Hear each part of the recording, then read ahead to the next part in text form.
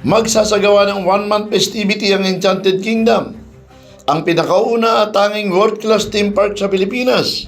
Kasunod dito ng pagdiriwang ng kanilang ika-30 anibersaryo. Tampok sa selebrasyon ngayong taon sa kanilang kampanya, ang pamilya bilang puso ng tradisyon ng Kapaskuhan ng bawat Pilipino.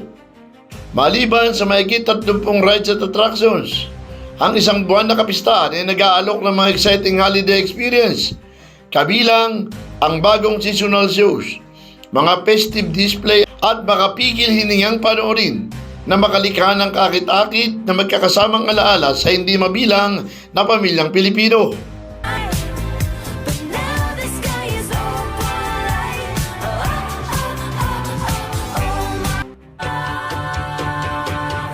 Ang magical pre-Christmas event noong November 29 ay nilagay sa festive mood sa pamamagitan ng mga carol performance ng mga imbitadong guests at choir na sinaksihan ni Santa Rosa City Vice Mayor Arnold Arcillas, na naghihikayat din sa bawat isa na yakapin ang pag-asa at kasiyahan ngayong holiday season.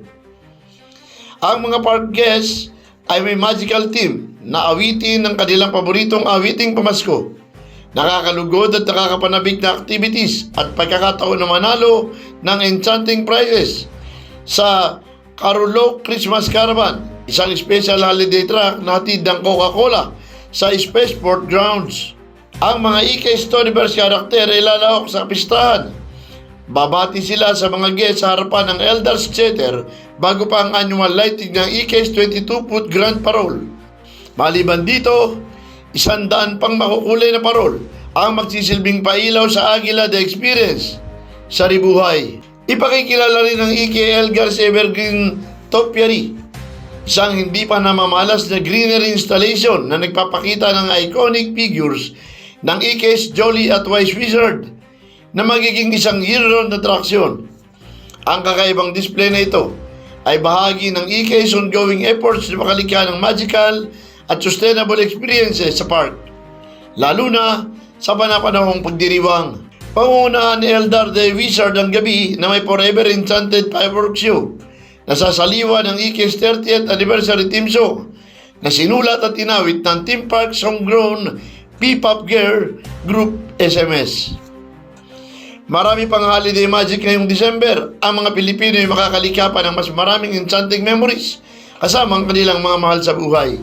Patuloy rin na may enjoy ng mga guests ang mahigit 30 EK rides at attractions, kabilang ang iconic space shuttle at ang muling inilunsad na Aguila The Experience sa Ribuhay bilang bahagi ng EK's 30th anniversary noong October.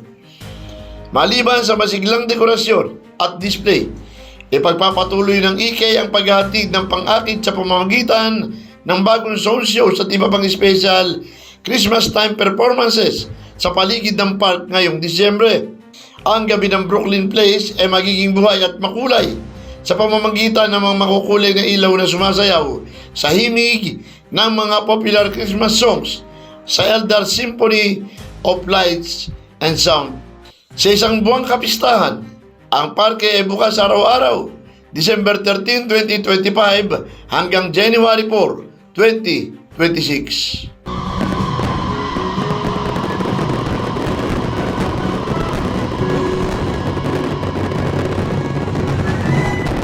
Felix Tambongko, The Observer News, DWRB 103.9 News FM.